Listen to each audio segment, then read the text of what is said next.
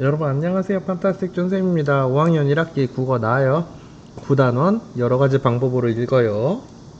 이제 마지막 부분이에요. 마지막 부분이긴 한데 2시간을 끊어서 할 거라서 이번 시간 그리고 다음 시간에 마무리를 하도록 하겠습니다. 자신만의 읽기 방법 찾아보기인데요. 292쪽부터 294쪽까지 해보도록 할게요. 지난 시간에 같은 글을 읽더라도 필요성에 따라서 목적에 따라서 어떻게 읽는지 방법이 달랐어요. 그쵸?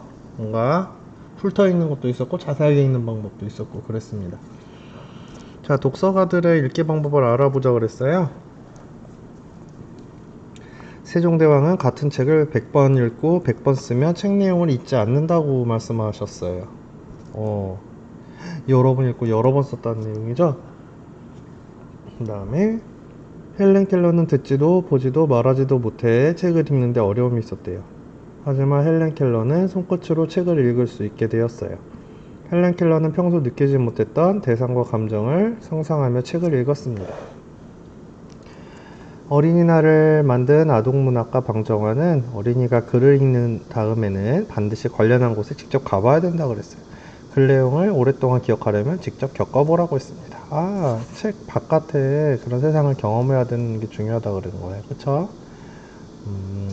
이분은 상상, 그치? 평소에 느끼지 못했던 대상과 감정을 상상한다. 이러면서 책을 읽었다 그러네요. 이거 말고도 다양한 읽기 방법이 있을 수 있어요. 어떤 읽기 방법들이 있을까 한번 보도록 하겠습니다. 읽기 방법을 더 생각하고 친구들과 이야기해 봅시다 그랬어요. 나는 언제나 읽을 책을 가방에 넣고 다녀. 시간 날 때마다 책을 읽는 것이 좋아. 이건 진짜 책을 좋아하는 친구인 것 같아요. 그치? 나는 메모를 하면서 신문을 읽어. 메모를 한다. 요렇게 읽는 습관이 있을 수도 있어요. 그치? 이렇게 써가면서 밑줄을 치지 않고. 나는 여러 비슷한 내용의 책이나 글을 여러 권 함께 보기도 해. 비슷한 내용이면은 비슷한 책들을 찾아가지고 비교해 볼 수도 있고, 그치? 같은 내용도 있겠지만 조금 다른 내용도 있고 보충되는 내용도 있고 그럴 거예요. 그렇게 읽을 수도 있고. 또 어떤 방법이 있겠나요? 이런 경우도 있어요. 뭐 한 문장을 여러 번 읽는 경우도 있습니다.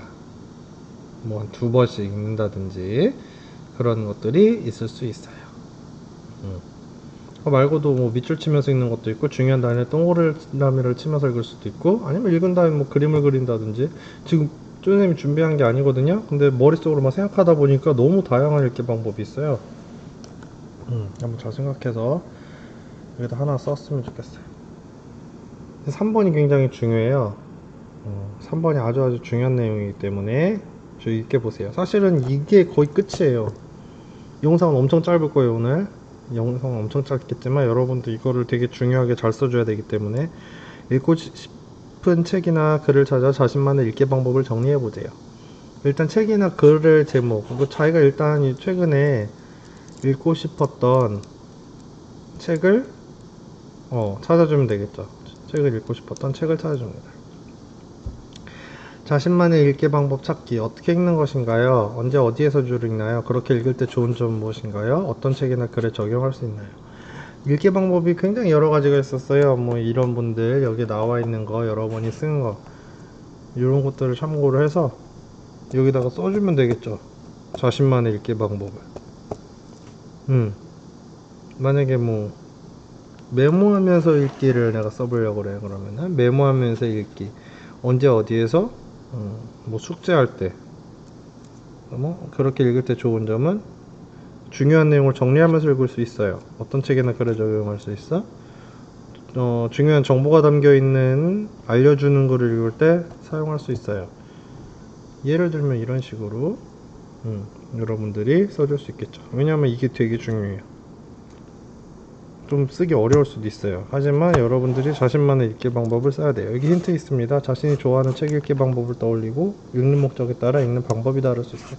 뭐가 답인 건 없어. 하지만 여러분들이 이거를 생각을 해서 요거 4번까지 여러분들이 써줘야 돼요.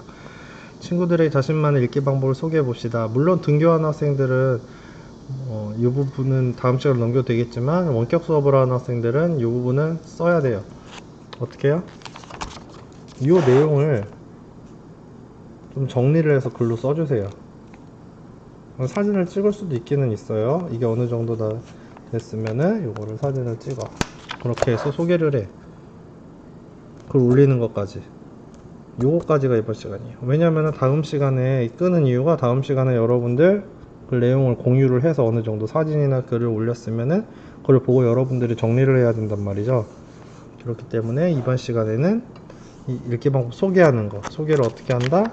이게 앞에 있는 이 표의 내용을 정리해서 글을 쓴다든지 이 표 자체를 이쁘게 정리를 해서 올려놓으면 친구들이 보고 다음 시간에 이거 5번을 할 수 있거든요. 그래서 거기까지 하도록 하겠습니다. 이번 시간에 수업 내용은 공부 내용 그렇게 길지는 않았어요. 하지만 요거는 여러분들이 다시 강조하지만 좀 자세하게 생각해서 해주면 좋을 것 같습니다. 네, 다음 시간에 만나도록 하겠습니다.